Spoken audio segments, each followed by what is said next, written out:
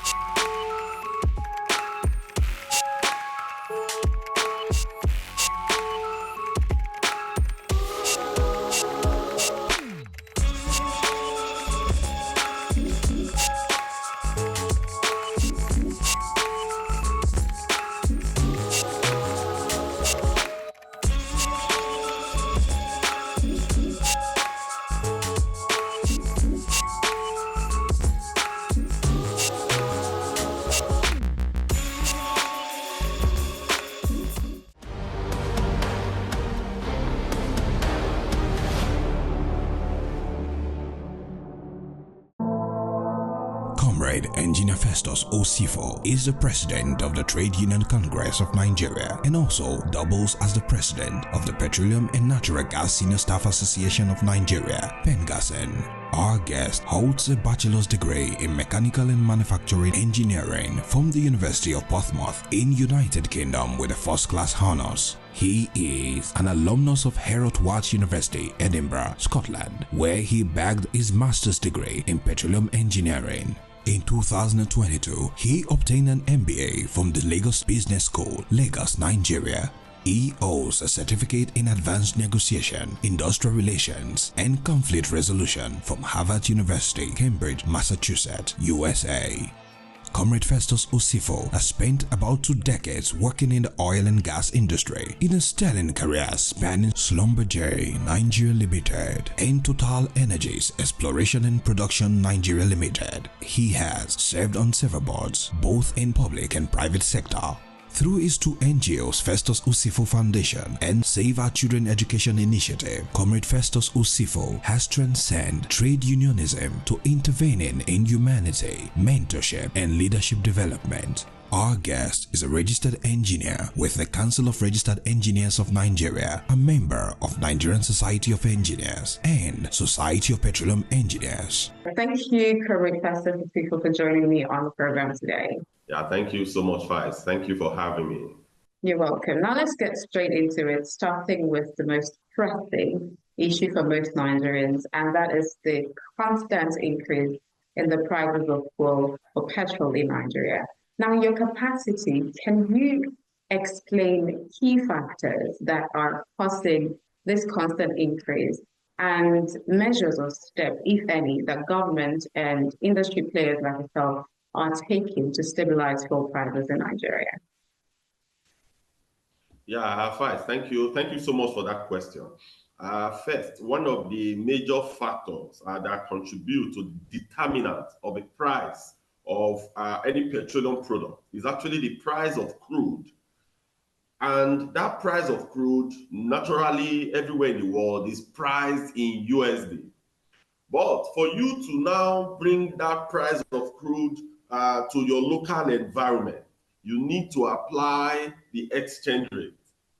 As at last year, when NNPC announced that PMX will be selling for somewhere around 520 naira to a liter in Lagos and a little more across other parts of Nigeria, the exchange rate that was used as at then was about 700 naira to dollar. But today now, the exchange rate has since moved it is currently at about 1,600 naira plus to a dollar. An average Nigerian will ask, this crude is produced in Nigeria. What is my business with exchange rate? But the challenge is that this particular product is an international commodity. For example, in Nigeria, you have Chevron, you have Shell, you have Total Energies, you have ExxonMobil, and a lot of indigenous producers that are producing crude today in Nigeria. If you want to buy crude from them, crude will be bought in USD. Even NNPC today, that is in joint partnership with these international oil and gas companies, NNPC will also, the business is USD. So when you are now converting that USD to our local currency, that is where you have a challenge. So because our exchange rate has been devalued over time, so that is why we are in that conundrum today. So the hikes that we have seen every now and then is because of the weakness of our currency. And that is why we have been having several engagements with government on what could be done to strengthen our currency. As long as our currency continuously goes down, subsidy element will be reintroduced. So sometime last year, when subsidy was removed, we were paying 0 naira subsidy. But because of the weakness of the exchange rate today, this is where we are. Mm-hmm. Okay, great. So the other part of the question, you didn't quite answer it. What measures, what steps is the government and key industry players taking, yes, if any, to actually stabilize the prices? Yes. So once you bring down the price of exchange rate, then the price of PMS is going to reduce. So our advocacy has been that government should peg the exchange rate in this sector, should peg it maybe somewhere between 1,000 to 1,200. When you peg this exchange rate at that level, I will assure you that the pump price of PMS today is going to reduce, and it will bring some level of certainty into the industry. So the exchange rate should be pegged at a level. Yes, we would say that's another form of reintroduction of subsidy. But we would rather say that it is good when you are subsidizing production and not consumption per se. But as a country, a government is meant to protect its citizens. So whether you want to subsidize at the production level or at the consumption level, but if you introduce, let's assume today, crude will now be given to Dangote at a certain price in naira. That means Dangote will be paying naira for Nigeria crude. But that naira, there is going to be a conversion factor or an exchange rate that is going to bring it from the international price of crude to local currency. So if that exchange rate is pegged at about 1,000 naira to a dollar, what is going to happen is that Dangote is going to sell this product to the off-takers for somewhere less than 500 or 600 naira. And that has been our advocacy. That has been our push. And that is part of the several engagements that we have had with the industry players. Okay, great. So we're going to come back to the Dangote refinery in a bit. However, so you raised salient issues with the weakness of the naira against the dollar, and that's why we keep having the constant increase in prices of fuel. So going by this, what is the long-term outlook for Nigerians?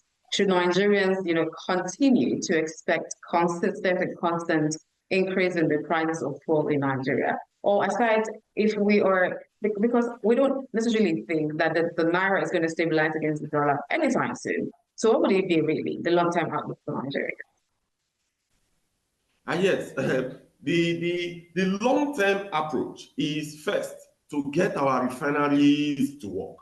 Our 4 refineries that gives us a combined production of approximately 450,000 barrels of crude per day should come to work. Even if it's not working up to 100% installed capacity, which from engineering standpoint, it may be difficult to achieve that. But even if it comes on stream today and it's working up to 60-70% installed capacity, it is going to be relatively okay, because you are going to eliminate some of the imported costs into the price of PMS. And you are going to have availability, because in simple economics, when you have the laws of demand and supply, when supply outweighs demand, it has a way of bringing down price one way or the other. So our local refineries must work. All hands must be put on deck to ensure that the refinery comes on stream. The Port Harcourt refinery, the Warri refinery, and the Kaduna refinery, we must make them work. So that is the first long-term strategy, to ensure that there is supply of petroleum products. So when the supply is guaranteed, then it has a way of stabilizing price. But in a fully deregulated market, when the price of crude increases, then it also has a way of impacting on the price of PMS. So that is why our advocacy, we know clearly, facts, we lived in this country where the official exchange rate was stabilized for several years. So it is not rocket science. In fact, Nigeria has been an import-dependent country for a very long time. So not that we started importing everything all of a sudden yesterday. We have been import-dependent nation all through my childhood till today. So it means that even as an import-dependent nation, there is a way you could manage your currency much more efficiently. There is no country in the world that leaves its currency to the 100% dictate of speculators. There is no country in the world that leaves its currency to be 100% floated. But there's a way these currencies are managed. Even great countries like China, great countries like Japan, today they manage their currency one way or the other, because you hear every now and then of the price war between the US, Japan in one hand, US, China on the other hand. So we must find a way to stabilize our currency, bring it down, and manage it efficiently. It is key, it is necessary for us to do this. Okay, great. You mentioned one of the key strategies being our refineries working. Now, while we get to, our local refineries working, the Dangote refinery, which, just came recently into the conversation, has been hailed as a potential game changer. And we mentioned it earlier as, one of the steps that have been taken to actually stabilize, the prices of oil in Nigeria. With Dangote refinery in full capacity, how is that going to actually impact, the oil and gas industry in Nigeria, especially with prices and all of that? Would it actually affect anything, really? Yes. So as of today, we are quite happy that Dangote refinery has come on stream. If not for anything, the numbers of jobs that have been produced by that refinery is enormous, both directly and indirectly. Dangote refinery, you could remember, they started producing fertilizers, urea, much more earlier than today. So what that clearly means is that that refinery has added greatly to the manufacturing hub of our country. So we are quite excited to have Dangote refinery here today. In terms of pricing, it is going to be much more cheaper, naturally, to buy petroleum products from Dangote refinery than you are importing. But if all factors are right, when I say all factors, what do I mean? PMS is an international product. So being an international product, there is a standard for pricing PMS all over the world. And the most used standard today is what we call PLAT. So PLAT is the most used standard. What that means is that the cost of PMS, PLAT will quote it in Rotterdam. So when you are buying from Netherlands, when you are buying PMS from Malta or any part of the world, you have the PLAT price. But there is also a premium that is now added in addition to that PLAT price. That premium varies from one period to another. During summer, the premium is usually small, But during winter, the premium is usually high because the demand for this product is much more higher during winter. So today now, the challenge that we are currently having in Nigeria today, you may have seen lots of releases between NNPC, Dangote, and all that. I wish to inform Nigerians that the challenge we are currently having is determining that premium, because the Platts price is constant, the premium varies. So there is a lot of negotiations going on between NNPC today and Dangote Refinery on what that premium could be. A higher premium will translate into a higher price of petroleum products. A lower premium will translate into a lower price. So if, for example, Dangote decide to eliminate the premium, that there is no premium imposed today, we are going to see a reduced price for our PMS.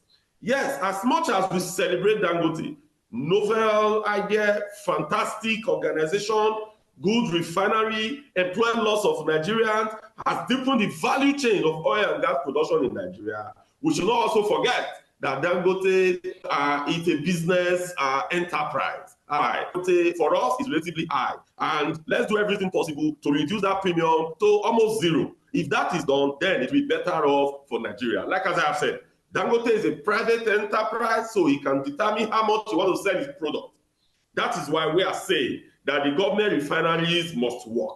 If government refineries are working today, they are going to compete with Dangote. If government refinery is working and they decide to sell at a discount, if they are selling Platts plus a discount or minus a discount, it will put pressure also on Dangote refineries. I may have gone a bit technical because, you know, this is my industry, but let me take it home a bit. Let me take it home a bit fast. Dangote, as a business person, today there is no competition in terms of local refinery in Nigeria. So Dangote may decide to price the product a little bit high. But if we are producing, if we have our own local refineries, then that our local refineries can price their product a little bit low, maybe just a little bit above cost.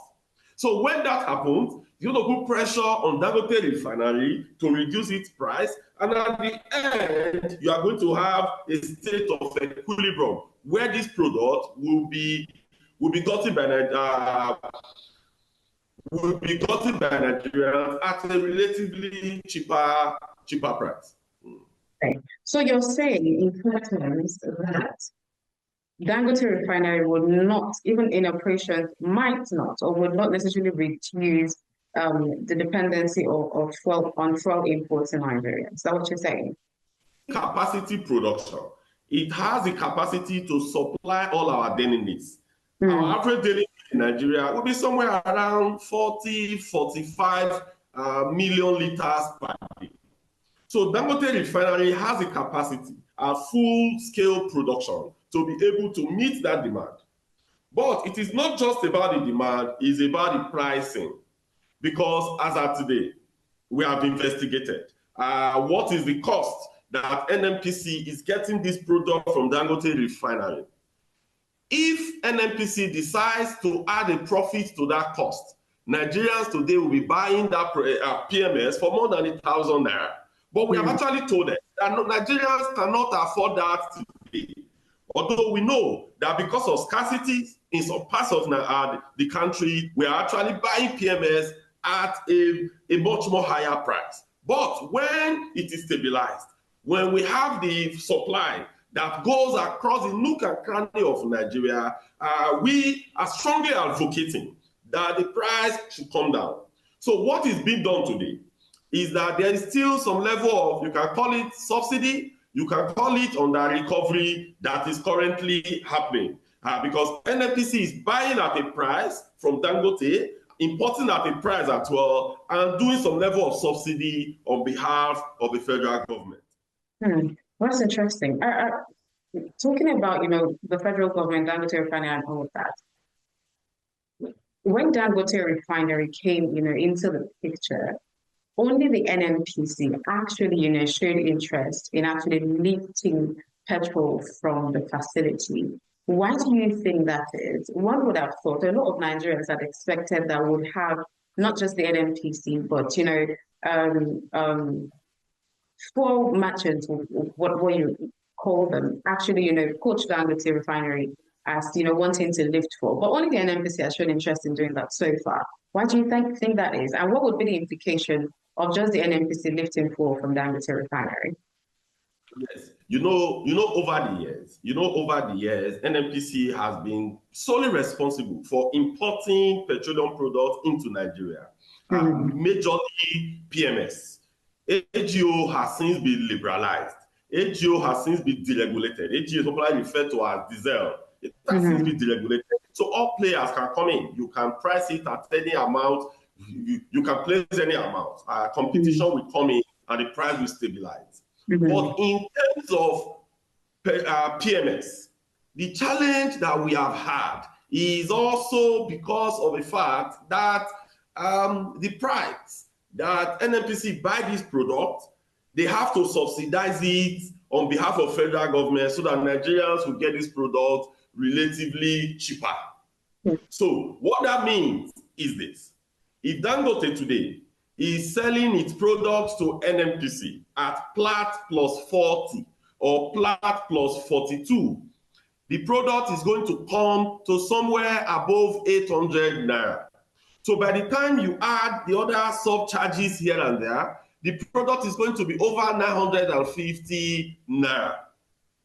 So what that means is that if NNPC buy this product from Dangote refinery at over 950 naira, NNPC is currently selling to marketers at about 700 naira plus.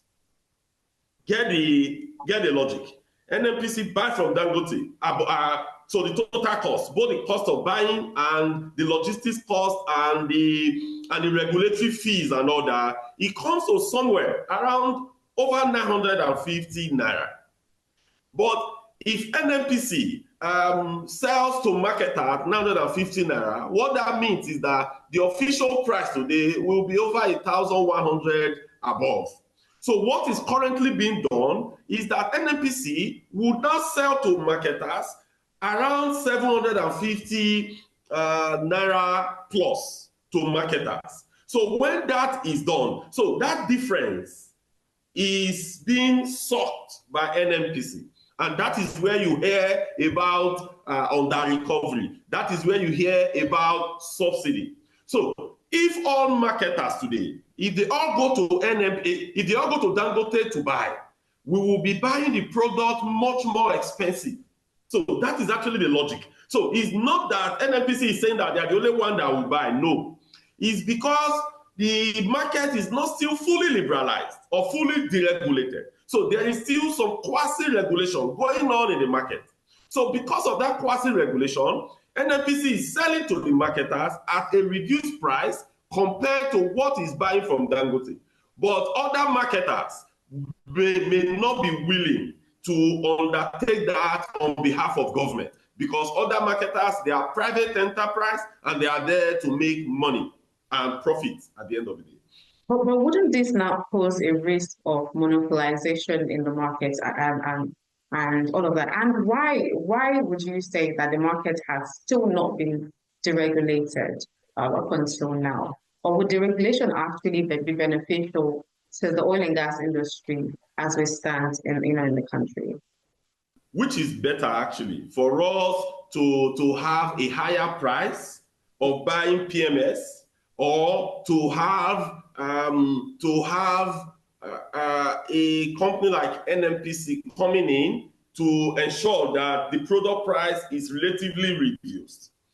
So for me, I would choose the latter, even if we call it a monopoly. Because if you want to open it to purely market forces, just look at the price of AGO today, the price of diesel today. It's above 1,000 naira. It's because that market is fully liberalized. So we have to choose one. Should we fully liberalize the market and allow all players to come in? Or should government, through NNPC, still try to do some level of intervention in the market.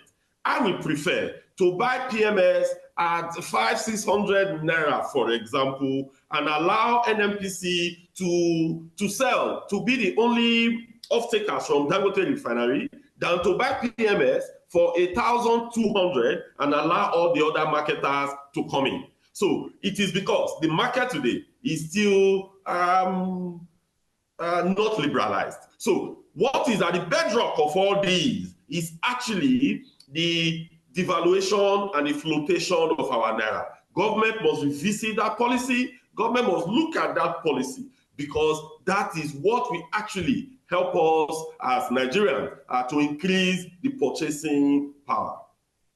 Thank you so much, Comrade Festus, for joining. But actually speaking to these salient issues, I hope we get to the point where, all of this solutions that you have, preferred in your capacity are actually adhered to. And we get to a point where we don't, have constant and consistent increase in the price of gold that's affecting millions of Nigerians today. Thank you so much for joining.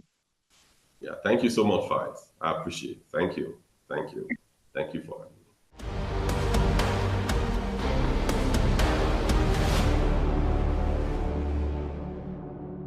That's it on this week's episode of TUC Half Hour. Thank you so much for joining. Do not forget to follow us across all social media platforms using the handles displaying on your screen. But before I go, here is the answer to this week's trivia question. The Secretary General of the Trade Union Congress of Nigeria is Comrade Dr. Nuhu Toro. Thank you again. I am Festus Osifo. See you next week. Bye-bye.